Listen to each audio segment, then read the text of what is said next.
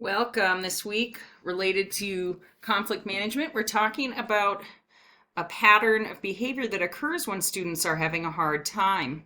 This just happened with the student I worked with this past week, where I was coming in to test a child. Usually they have fun because it's one-on-one and it's kind of games. But he was calm, he was having fun in his classroom, and I was the trigger. So I think he wasn't prepared for my arrival, and he became quickly agitated. I tried to calmly talk about fun games and so on with him, and he accelerated quickly. As the teacher kept trying to convince him to come do some work with me, he moved up to his peak, and he was yelling and crying and very angry and didn't want anything to do with me. So what I had to do was give him time to de-escalate. I just sat there quietly and played with other children and eventually played alongside him once he was done being by himself and calming down. We built some tracks together and had a good time. And then he grabbed my hand and said, "Let's go." And he was in recovery and we were best friends. So he needed that time to calm. He needed a calm environment where no one was trying to tell him what he needed to do next. And all was well soon enough. What children look like when they're calm. Usually they're quite cooperative. They're more accepting of praise and feedback. They're engaged. They're more able to ignore distractions and they're more able to focus. Remember, these are children that are then, they're using their wizard brain. They're using their frontal lobes and they are in a good place. What we can do to support them. These are the times when we're going to teach those relaxation and self-management techniques. All those social skill programs that we research, that's the time to use those. We're going to look at big emotions, creating those predictable routines, such as our picture schedules and creating that calm, positive environment.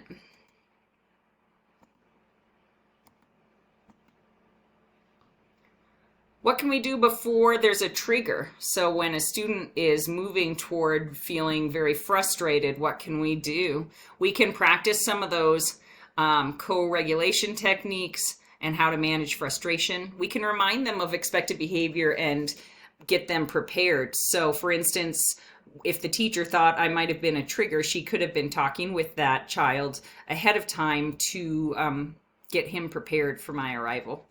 You can teach social skills, show with itness. So you want to be actively supervising at this point, especially when you know a trigger's coming. And with itness means, kind of like you have eyes in the back of your head. You know what's going on and what's to expect. And children need to know that.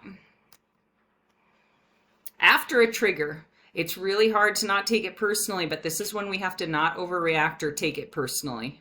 We want to try to redirect back to calm, remind them of their skills.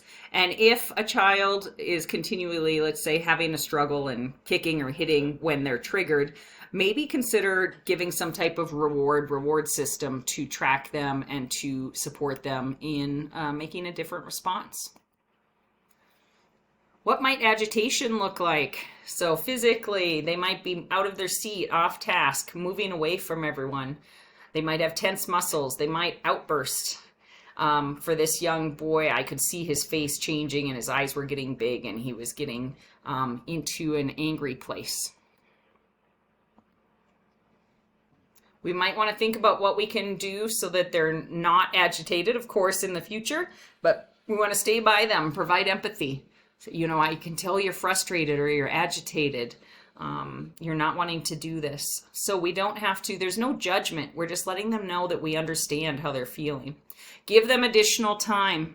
Perhaps let them do something that they prefer. So this is not the time to force them to, let's say, apologize or get back to circle time. This is a time to give them a little space. Let them walk. I would do walks or runs with children. Give them, for older children, they might want to journal. Use some tools or do some things that they're passionate about on their own. Once we've moved to acceleration, we can tell that a student's trying to kind of test the limits at that point or get a reaction. They might make a threat toward others, start destroying things, really not listening to directions and continuing to make the inappropriate choice. This shows what happens when a teacher stays with that child and makes appropriate responses as they're moving into a more agitated state, right? And you can see they didn't get into the real extremes in this case. the teacher was able to stay with them, stay calm, and get them back to a good place. Here, and this happens to all of us at sometimes, here the child is getting more and more agitated and the teacher became overwhelmed. And you can see then the teacher was not connected with the student and the student was staying in a very, very agitated state. So when they're accelerating, this is the time to slow down, state our expectations, speak as little as possible. They might not be able to verbalize, especially when they're little, what's wrong. They're really into that lizard brain at this point, and they're very frustrated and agitated. We want to be very slow and deliberate and very calm. And peak. Hopefully this doesn't happen a lot, but sometimes it does. This is when a child is totally out of control. They might run away, be physically aggressive, completely shut down, and not respond to people at all, or be destroying things. We have to remember our goal is to keep everyone as safe as possible, and we can think about what we can do to prevent that in the future. Some believe kids do well when they want to. We know that kids do well when they can. No one wants to be totally out of control. It feels horrible. What skills and resources can we teach them so that they can do well?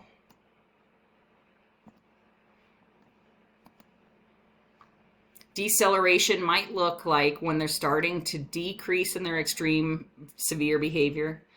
They might minimize their behavior, especially if they're a little older. They might feel some guilt, but they might still need likely some time to themselves. They might even need a nap at this point. We can find a child, help the child stay away from the potential trigger for that point. Give them some water or snack. Give them something calm that they can do on their own. And then recovery. Children might need a nap at this point. It's exhausting what they've been through. They might be relatively calm, but still not able to join into group or family activities. And they may start trying to correct the problem or what went wrong. We're going to reinforce any appropriate behavior, reestablish the routine, and we're going to wait until everyone's calm, and then we can have, when they're in that wizard brain, when they're back to using their frontal lobes and they're calm, then we can have a conversation about what happened. Make sure that we're taking care of ourselves. We're using active listening. We're being non-judgmental. We're thinking about using affirming statements, letting them know that we know that they can do this.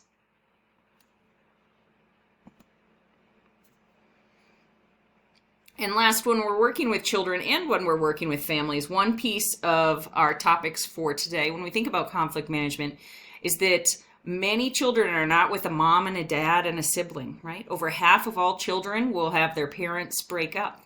So many single parent families, some families that are led by fathers as well, without a mother around. And so thinking about what unique challenges they have.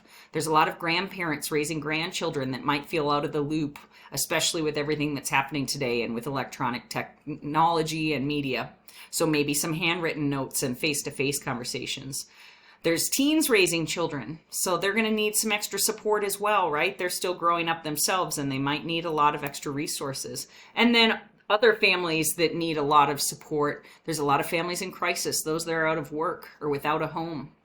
There's a lot of children that have a parent incarcerated, so thinking about those traumas and ways that we can be extra supportive. And then lots of substance abuse in families as well. Your assignment for this week, in addition to your discussion and thinking about how to best respond to children and how others can best respond to us as well when we're moving into that period of getting triggered, and how to best support. This week, I'd like you to do some research on the internet, look up resources, that could be websites, support groups, books, that help teachers or parents or children that are struggling with some type of behavior. You're going to list the resource and then provide details, describe the resource and why it would be a good resource. It should be 1 to 2 pages total, 12 font, double spaced, just the regular way that you would do a paper. It doesn't have to be APA or anything like that this week. I look forward to reading all of your work and talking with you again soon.